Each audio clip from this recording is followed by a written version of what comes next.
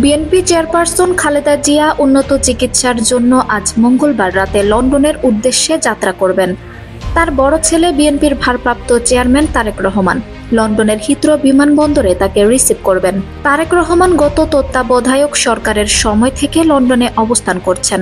Army backed ওই সরকার এবং পরবর্তী সময়ে আওয়ামী লীগ সরকারের আমলে তার বিরুদ্ধে অন্তত ৮৪টি মামলা দায়ের করা হয়।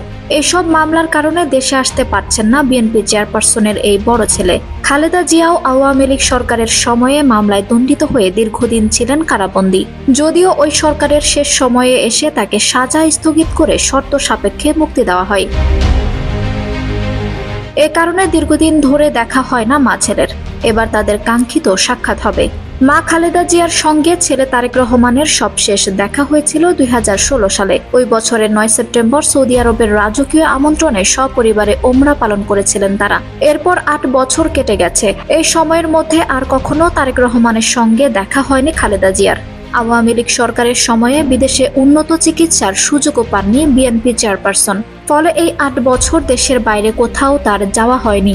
গত ৫ আগস্ট শেখ হাসিনা সরকারের পতনের পরের দিন খালেদা জিয়াকে নির্বাহী আদেশে মুক্তি দেওয়া হয়। আওয়ামী লীগ সরকারের সময় দুর্নীতির ২ মামলায় তাকে কারাদণ্ড দেওয়া হয়েছিল।